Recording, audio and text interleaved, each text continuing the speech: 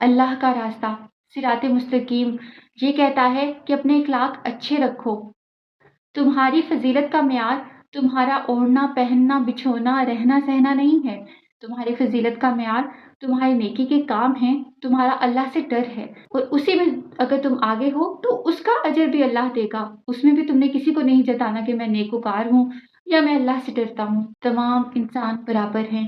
اور دوسری طرف اس دنیا کا راستہ ہے جو یہ کہتا ہے کہ جس کے پاس مال و دولت ہے وہ اونچا ہے، اور جو اونچا ہو گیا ہے وہ خود کو تکبر میں خدا سمجھ بیٹھے اور اپنے سے دولت پہ کمتر کو ذلیل کرنا شروع کر دے۔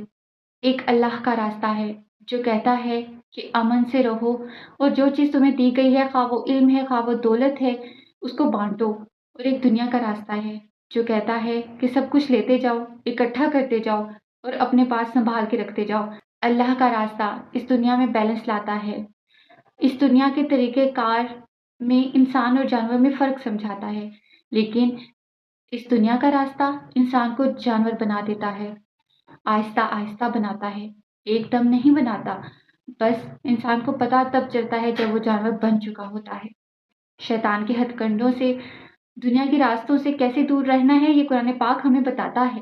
بس پہلے ہم نے یہ فیصلہ کرنا ہے کہ ہم نے راستہ کون سا چننا ہے، اللہ کا راستہ صراط مستقیم یا اس دنیا کا ٹیڑھا میڑھا راستہ۔ اللہ کا راستہ ہماری دنیا اور آخرت دونوں بنائے گا، لیکن اس دنیا کا ٹیڑھا میڑھا راستہ ہماری دنیا اور جہان اور آخرت دونوں کو تباہ و برباد کر دے گا۔